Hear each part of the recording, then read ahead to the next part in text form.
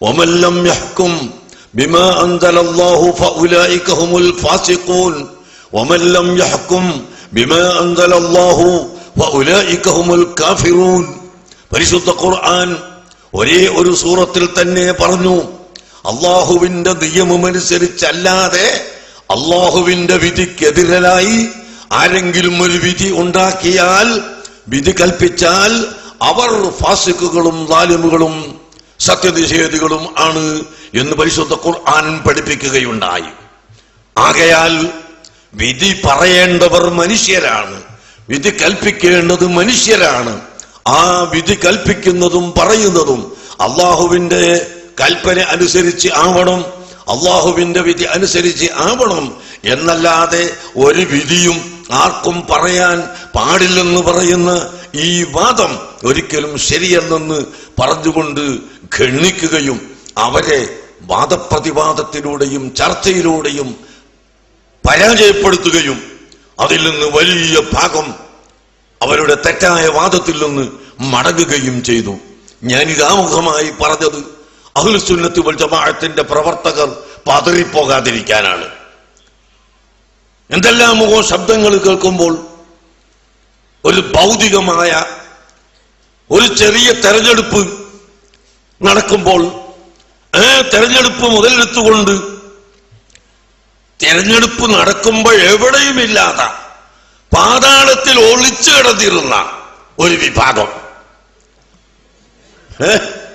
അവരെ ഒരാളും കണ്ടിട്ടില്ല. ഒരു രാഷ്ട്രീയ നേതാവും അവരോട് സഹായം അഭ്യർത്ഥിച്ചിട്ടില്ല, അവരുടെ അഭിപ്രായം എന്താണെന്ന് ചോദിച്ചിട്ടില്ല. അവർ ഈ ലോകത്ത് ഉണ്ടോ എന്ന് തന്നെ ആർക്കും അറിയുമായിരുന്നില്ല. അങ്ങനെയുള്ള ഒരു ചെറിയ വിഭാഗം വന്നു. പണ്ട് ഏതോ ഒരു ഇഴജന്തു പറഞ്ഞു പോൽ പാമ്പ് കടിച്ച് മരിച്ചിട്ട് ജനാദ കൊണ്ടുപോകുമ്പോൾ ഒരു ചെറിയ ഇഴജന്തു പറഞ്ഞു പോൽ, ഞങ്ങളോട് കളിച്ചാൽ അങ്ങനെയാണ്. ആരോട്? ഈ ചെറിയ ചൂണ്ടലിടാൻ പിടിക്കുന്ന ഈ ഇഴജന്തുവിനോടല്ല. അത് കളിച്ചാൽ അങ്ങനെയാന്ന് പറഞ്ഞതുപോലെ ഇപ്പം കൊണ്ട് വന്ന് എന്തൊക്കെയോ പറയുന്നു. പക്ഷേ സുന്നത്തുമായ തന്നെ ആളുകൾ പതറിപ്പോകരുത്, ഇടറിപ്പോകരുത്. പോകുമെന്ന് പറയുകയല്ല, ഒരിക്കലും സുന്നത്തുമായത്ത് ഇടറിപ്പോവുകയില്ല, പതറുകയില്ല, ഉറച്ചു നിൽക്കുന്നവരാണ്, യാതൊരു സംശയവും ഇല്ല.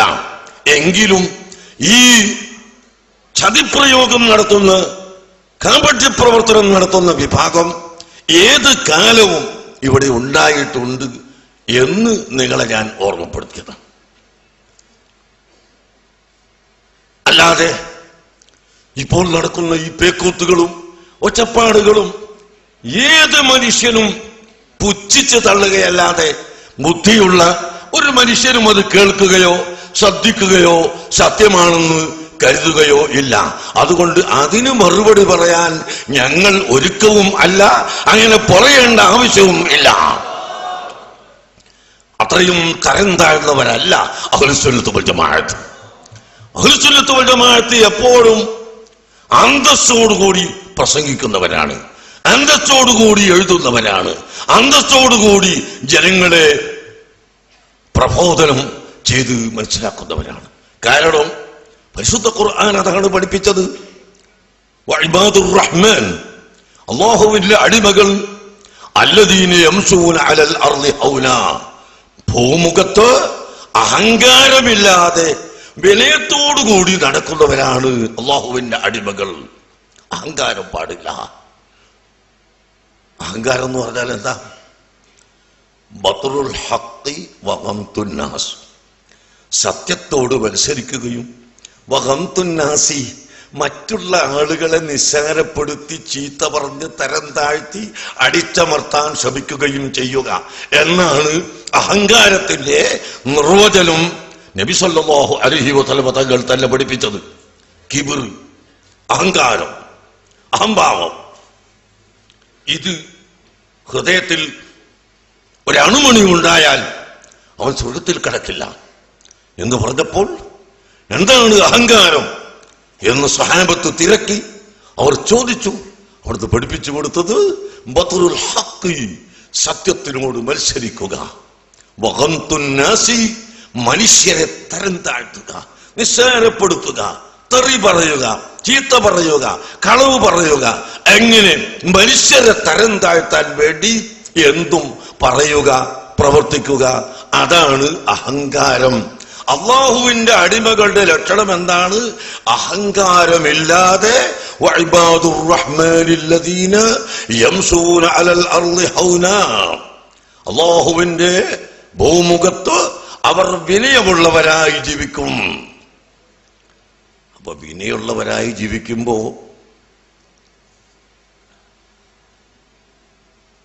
വിവരമില്ലാത്തവർക്ക് എന്തും പറയാൻ തോന്നും. അപ്പൊ അവര് പറഞ്ഞാൽ എന്ത് വേണം? വഇദാ ഖാതബഹുമുൽ ജാഹിലൂന ഖാലൂ സലാമാ, വഇദാ ഖാതബഹും അൽ ജാഹിലൂന ഖാലൂ സലാമാ. വിവരമില്ലാത്ത ആളുകൾ എന്ന് പറയട്ടെ. അല്ലാഹു തആല ജാഹിലൂന എന്നാണ് പറഞ്ഞത്. ജാഹിലിന് ഒരാളെ വിളിക്കാൻ വളരെ പ്രയാസമാണല്ലോ. ഈ ജാഹിലൂന, വിവരമില്ലാത്തവർ, ഇവരോട് അഭിസംബോധനം ചെയ്താൽ, അവർ വിവരക്കേട് വിളമ്പിയാൽ കാലു സലാമ, അവരെ വഴിക്ക് പോകട്ടെ എന്ന് പറഞ്ഞുകൊണ്ട് അവരെ വിട്ടുകളയുകയും അവറ്റയോടുകൂടി തള്ളിക്കളയുകയും ചെയ്യുകയല്ലാതെ അവരോട് നേരിടാനും അതേ നിലക്ക് തന്നെ തന്ന നാണയത്തിൽ മറുപടി കൊടുക്കാനും മുഅ്മിനീങ്ങൾ പോകൂല എന്നാ ഖുർആൻ പറഞ്ഞത്. മറുപടി കൊടുക്കാൻ അറിയാത്തത് കൊണ്ടൊന്നല്ല. അപ്പോ മുഅ്മിനീങ്ങളുടെ ലക്ഷണം, അള്ളാഹുവിന്റെ അടിമകളുടെ ലക്ഷണം ശരിയായ നിലക്ക് പ്രവർത്തിക്കുക. അതിൽ വിനയം പ്രധാന ഘടകമാണ്. ജാഹിലുകൾ വല്ലതും പറഞ്ഞാൽ അതിനെ അവജ്ഞയോടുകൂടി തള്ളിക്കളയണം എന്നാണ് പരിശുദ്ധ ഖുർആൻ പഠിപ്പിച്ചിട്ടുള്ളത്. അതുകൊണ്ട് തന്നെ നമുക്ക് അത്തരം സ്വഭാവം ഇല്ല. കളവിന്റെ കൂമ്പാരം ഒരാൾ പറഞ്ഞു കൂട്ടിയത് കൊണ്ട് ഇവിടെ ഒന്നും നടക്കാൻ പോകുന്നില്ല. ഇപ്പോൾ ഇന്നലത്തെ ചന്ദ്രികയിൽ എഴുതി, ഇവിടെ ഇടതുപക്ഷ ഗവൺമെന്റ് തന്നെ വിലയിരുത്തിയപ്പോൾ കാന്തപുരം വിഭാഗത്തിന്റെ വോട്ടുകൾ UDFന് ചെയ്തിരിക്കുന്നു എന്ന് ഇടതുപക്ഷ ജനാധിപത്യക്കാര് തന്നെ രേഖപ്പെടുത്തിയിരിക്കുന്നു എന്ന് ഇന്നലെ ചന്ദ്രികയിൽ കണ്ടു. അപ്പൊ എവിടെയെങ്കിലും എത്തി പോയി എന്ന് ഉറച്ചല്ലേ? നേരത്തെ പറഞ്ഞത് അങ്ങോട്ട് പോയില്ല, പിന്നെ ഇങ്ങോട്ട് പോയില്ല, പിന്നെ എവിടെ വായിപ്പോയി വ്യക്തമായിട്ട് ഇന്നലെ എഴുതി. എല്ലാ പത്രങ്ങളും എഴുതി, ചന്ദ്രികയിലും എഴുതി. ഇപ്പൊ ഇവിടെ ബുദ്ധിയുള്ളവരൊക്കെ അത് മനസ്സിലാക്കി. അതുകൊണ്ടാണല്ലോ ഇപ്പോ രാഷ്ട്രീയക്കാരും ഇത്തരം വേണ്ടാത്ത ഒന്നും പറയുന്നില്ല. ഒരു രാഷ്ട്രീയക്കാരും പറയുന്നില്ല. മുസ്ലിം ലീഗുകാരോട് വളരെ ശക്തിയായിട്ട് താക്കീതറിയിക്കുകയായിപ്പോ ഒരു വിഭാഗം ആളുകൾ. സുബ്ഹാനല്ലാഹ്, ഇവർക്ക് എവിടുന്ന ഈ പ്രേമം ഇക്കാലത്ത് ഇപ്പൊ കിട്ടിയതെന്ന് അല്ലാഹു ആലം, അതൊക്കെ നമുക്ക് പിന്നീട് കേൾക്കാം. ഏതായിരുന്നാലും ബുദ്ധിയുള്ളവർ, രാഷ്ട്രീയക്കാർ, ഒരൊറ്റ കുട്ടിയും ഒരു വിഭാഗവും ഇത്തരം വിഡിത്തങ്ങളോ അബദ്ധങ്ങളോ ഒന്നും പറയാതെ അവർ അവരുടെ വഴിക്ക് നടക്കുകയാണ്. ഇതൊന്നുമില്ലാത്ത ഒരു വിഭാഗം ഇവിടെ എന്തോ പറയുന്നത് കേട്ടാൽ നാം പതറിപ്പോകരുത്. അൽഹംദുലില്ലാഹ്, എന്താണ് സുന്നത്ത് ജമാഅത്തിന്റെ കട്ടി, സുന്നത്ത് ജമാഅത്തിന്റെ ശക്തി എന്താണ്? നിങ്ങൾ ആലോചിച്ചു നോക്ക്. എന്തെല്ലാം കളവുകൾ